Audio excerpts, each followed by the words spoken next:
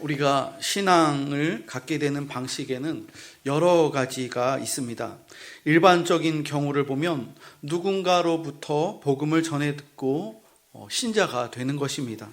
신방을 하면 제가 여쭤보는데 언제 어떻게 신앙을 갖게 됐는지, 그리고 교회에 나오게 됐는지 물어보면 대부분 분들이 누구누구 권사님으로부터 혹은 누구누구 장로님으로부터 전도를 받아서 그분의 선한 영향력을 통해서 영향을 받고 좋은 인상을 받아서 교회에 전도를 받고 교회에 나와 등록하게 되었다고 그렇게 말씀하시는 분들이 있습니다.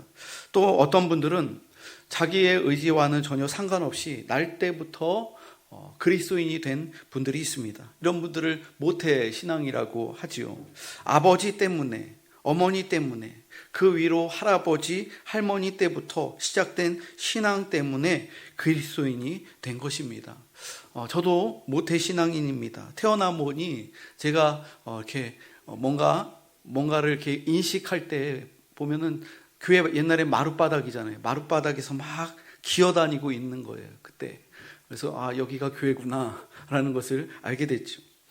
그런데 이외에 다른 경우가 있습니다. 삶의 우여곡절 끝에 신앙을 받아들인 경우입니다.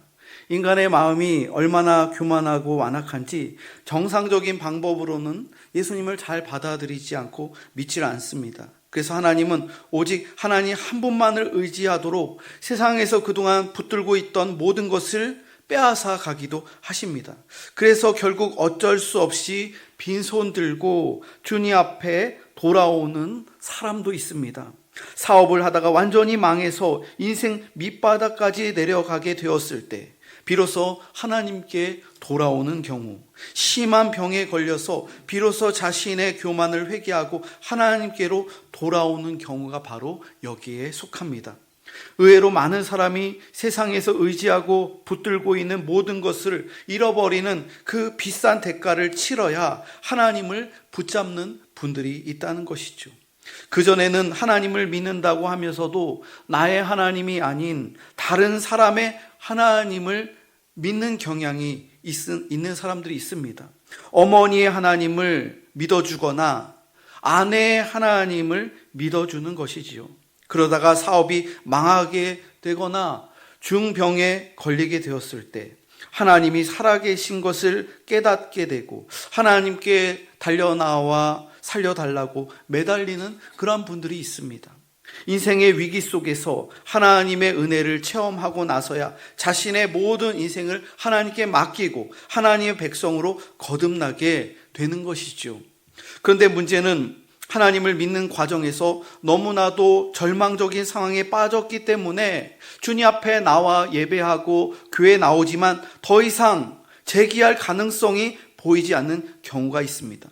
예수는 믿지만 사업에 실패했기 때문에 다시 예전의 그 정상적인 생활로 돌아가기가 힘든 경우가 있더라는 것입니다.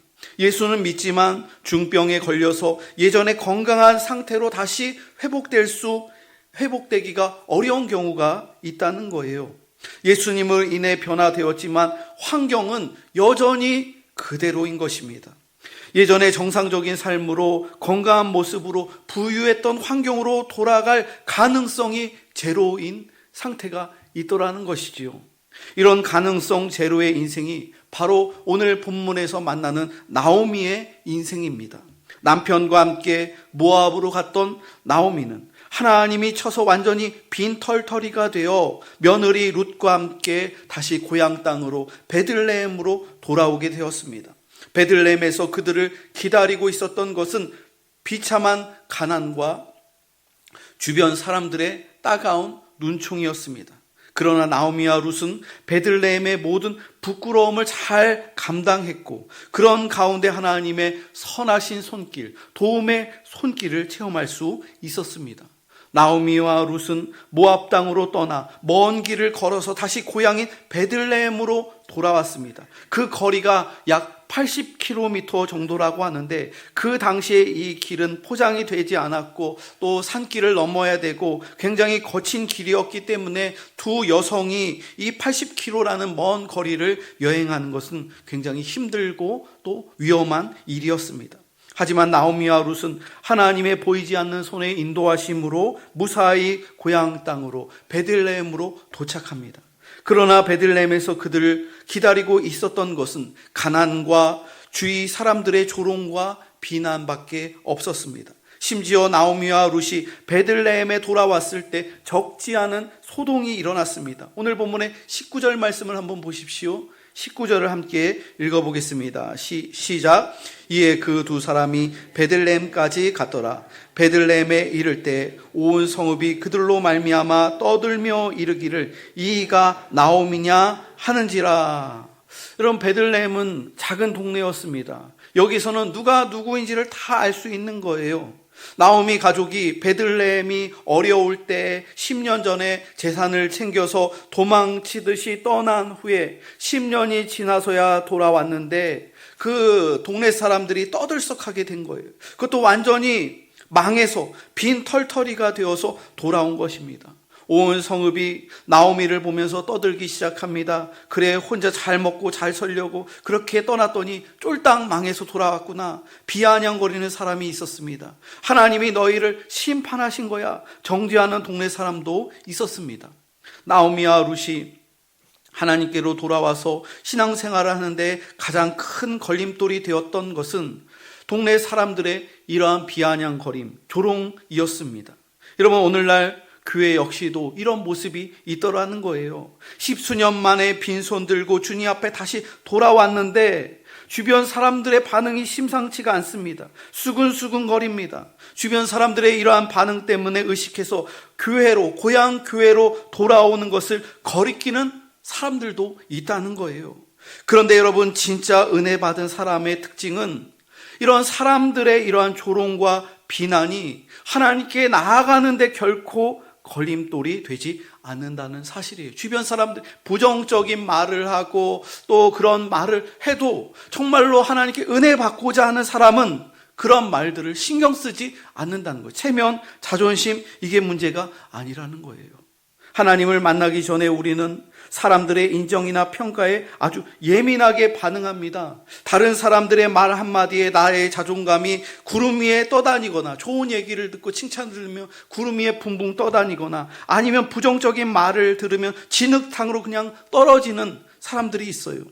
그런데 우리가 하나님을 인격적으로 만나면 하나님께 받은 은혜와 사랑 때문에 우리 안에 남아있는 연약한 자존심이나 교만은 모두 죽어진다는 거예요. 그래서 사람들의 비난이나 조롱은 그렇게 큰 문제가 되지 않는 거예요. 나오미는 베들레헴 사람들이 떠들썩하게 자기 집안 얘기하고 자기 남편이 죽었고 자기 두 아들이 죽은 것을 뒤에서 얘기하는데, 이런 이야기를 들어도 나오미는 조금도 화를 내거나 그 일에 대해서 변명하려고 하지 않았다는 거예요. 여러분, 오늘 본문의 20절로 21절 말씀 한번 보십시오. 20절과 21절을 함께 읽어보겠습니다. 시작. 나오미가 그들에게 이르되 나를 나오미라 부르지 말고 나를 마라라 부르라. 이는 전능자가 나를 심히 괴롭게 하셨음이니라. 내가 풍족하게 나갔더니 여호와께서 내게 비어 돌아오게 하셨느니라. 여호와께서 나를 징벌하셨고 전능자가 나를 괴롭게 하셨거늘 너희가 어찌 나를 나오미라 부르느냐 하니라. 오히려 나오미는 현재 자신의 모습을 베들레헴 사람들 앞에서 그대로 인정합니다. 만약 나오미가 베들레헴 사람들이 자기 얘기를 한다고 해서 버럭 화를 내거나 부끄럽다고 숨었다면 그녀는 당당하게 신앙생활을 할 수 없었을 겁니다. 그러나 나오미는 자기가 완전히 빈손으로 돌아왔으며 하나님께서 자기를 징계하셔서 이렇게 비참하게 되었음을 있는 그대로 인정했더라는 거예요. 나오미가 자기 입으로 자신의 잘못과 처지를 인정하는데 누가 뭐라고 하겠습니까? 나오미는 한 걸음 더 나아가서 베들레헴 사람들에게 자신을 나오미라고 부르지 말고 마라라고 불러달라고 그렇게 이야기합니다.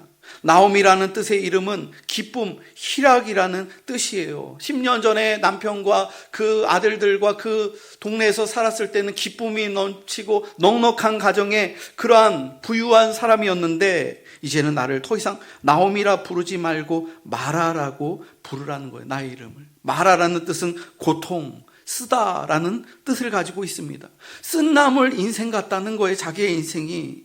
나오미는 더 이상 과거에 행복한 나오미가 아니라 하나님께 징계를 받아 쓰디쓴 인생의 그 체험을 한 마라의 인생이라고 그렇게 고백하면서 이제는 자기 자신을 그런 죄인으로 대해달라고 그렇게 말하는 거예요.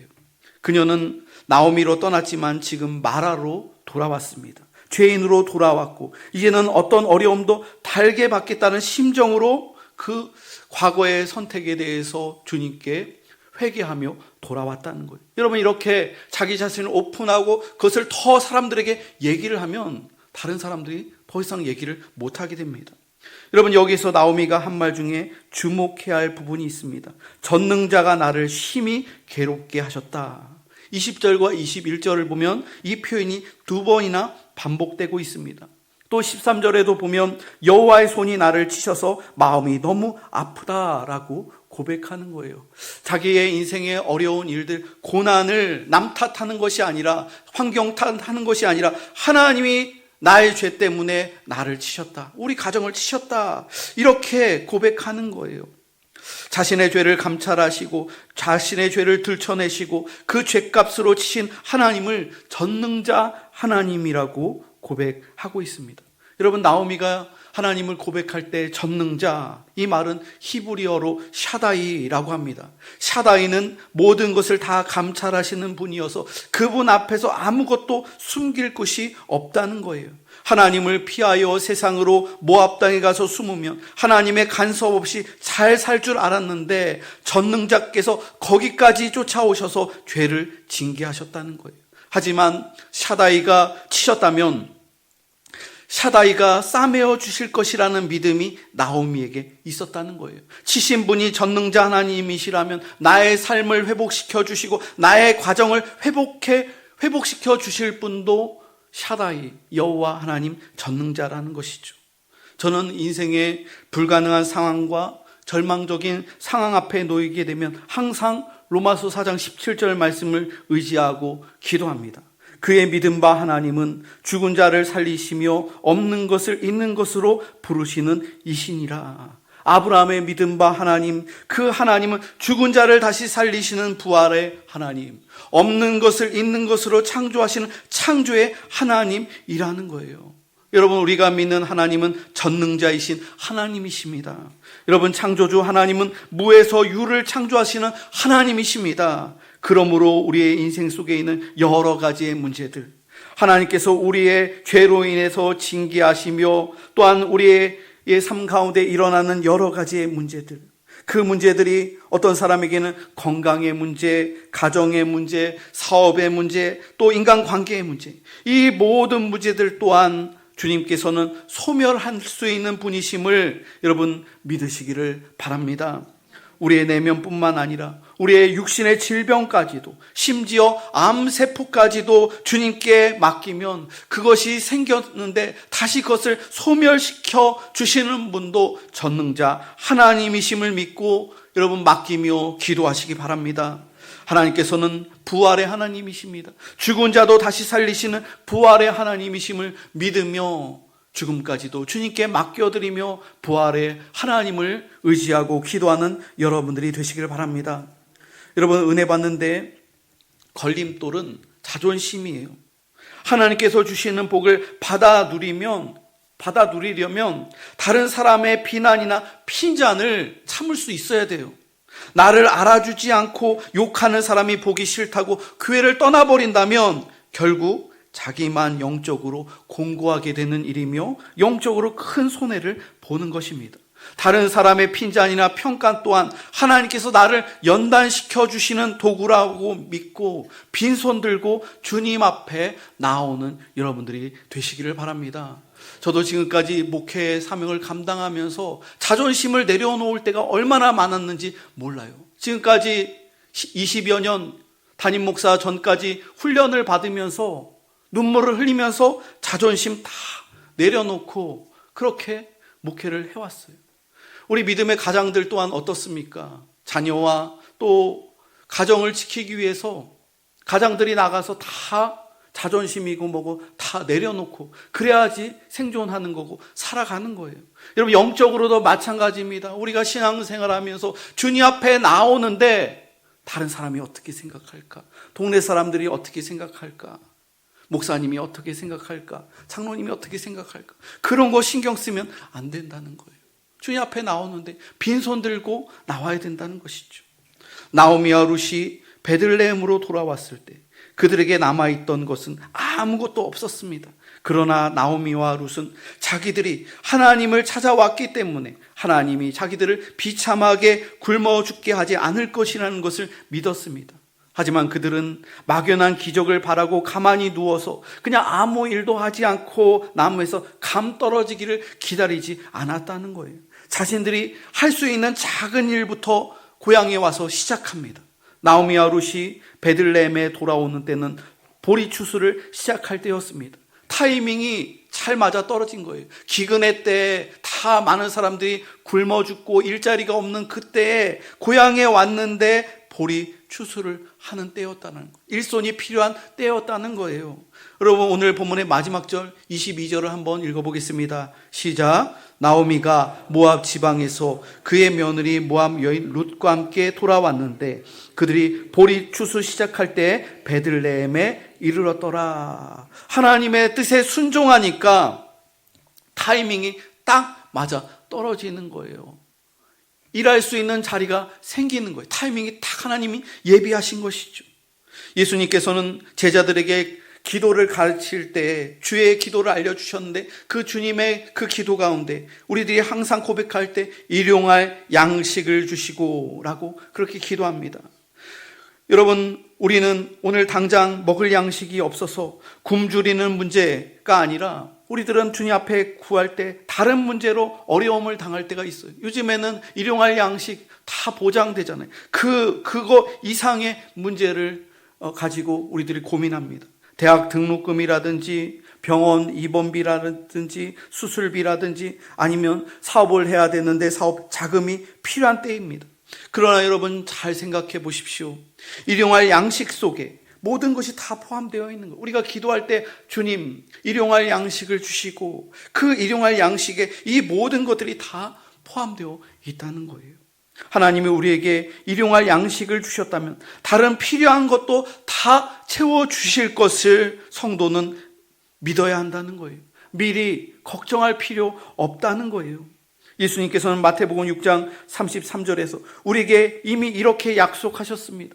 그런즉 너희는 먼저 그의 나라와 그의 의를 구하라. 그리하면 이 모든 것을 너희에게 더하시리라.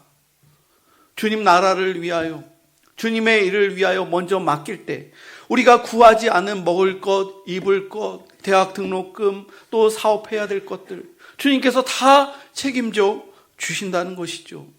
여러분, 저는 지금까지 목회를 해오면서 일용할 양식을 달라고 하나님께 울면서 기도할 때가 참 많았습니다. 목회를 하면서 어떻게 돈을 모을 수 있겠어요? 그냥 한 달 먹고 한 달 사는 거예요. 그러면은 부족할 때가 항상 있어요. 부족할 때. 자녀들 또 뒷받침해야 되고 부족할 때가 항상 있어요. 그럴 때마다 하나님께 기도하면서 하나님, 주님의 나라를 위하여 또한 교회를 위하여 그렇게 사역할 때 하나님께서 그때 필요한 것들을 채워주시더라고요. 지금 역시 마찬가지예요. 우리 교회 부임해서 지금 3년 차를 맞이하면서 우리 교회 리모델링을 하고 보상받은 것을 통해서 교육관을 해나가는데 조마조마한 거죠. 부족하면 어떻게 합니까, 하나님? 그런데 하나님께서 딱 맞게 그렇게 해나가시는 거예요. 딱 맞게 해나가시는 거예요.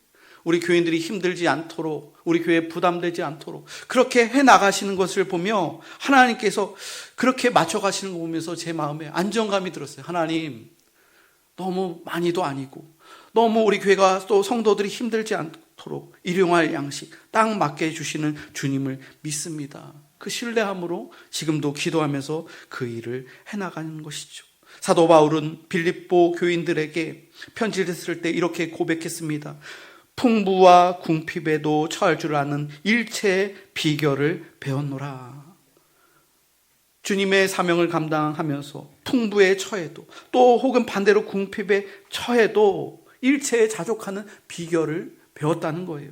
여러분, 보통 사람들은 풍부하면 교만해지기 쉽고 궁핍해지면 비굴해지기 쉽습니다. 그러나 사도 바울은 풍부해도 교만하지 않았고 궁핍해도 비굴해지지 않았습니다. 그 이유는 바울 안에 다른 부유한 것이 있었다는 거예요.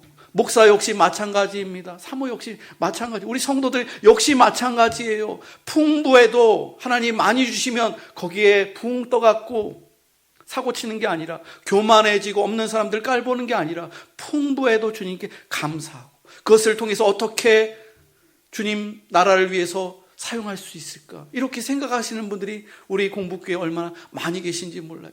또 어렵고 궁핍해도 비굴해지지 않아요. 없어도 비굴해지지 않는다는 거예요. 왜 그러냐면은 우리 안에 세상의 물질보다 더 값진 보화, 가장 최고의 보화, 예수 그리스도께서 우리의 마음속에 계시기 때문인 것이죠. 바울은 이렇게 고백했습니다. 예수 그리스도를 아는 지식, 이 세상 무엇보다도 귀하고 값진 보물, 그 예수께서 내 안에 계시기 때문인 줄로 믿으시기 바랍니다. 여러분, 풍부에 처하고 궁핍에 처하여도 예수 그리스도께서 우리의 가장 귀한 보물이심을 믿고 그렇게 기도하는 여러분들 되시길 바랍니다. 룻은 시어머니 나오미를 통하여 하나님을 만났고 이 귀한 신앙 때문에 나오미를 위해 봉사하는 것이라면 무엇을 하더라도 힘들다고 생각하지 않았습니다. 사랑하는 성도 여러분, 인생의 절대 가치를 세상에서 찾으려고 하지 마세요.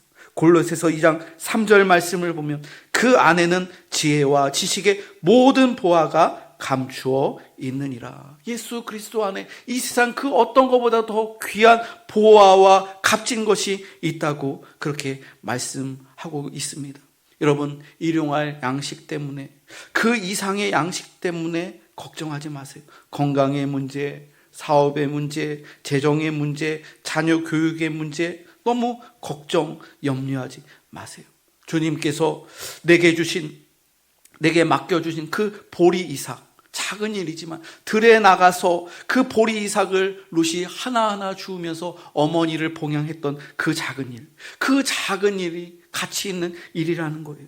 여러분, 가정에서, 교회에서, 세상에서 남들이 구차하게 생각하는 일이라 할지라도 그 작은 일들이 가치 있고 의미 있는 보리삭을 줍는 일이라면 여러분, 그것을 수치스럽게 생각하지 마시고 그 작은 일 하나하나 보리삭을 주면서 일용할 양식을 준비하시면 되는 거예요. 그러면 하나님께서 은혜를 베풀어 주시는 거예요. 모압 여인 룻이 정말로 빈궁한 가운데 아무것도 없어도 나가서 시어머니와 자기가 살기 위해 그 보리 이삭을 주며 그렇게 살았을 때 유력한 자 보아스를 예비해 주셔서 그들에게 축복을 주셨어요. 그 집에 축복을 내려 주셨어요.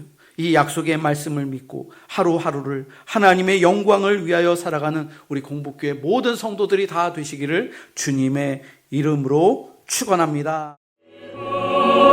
생명을 주시려고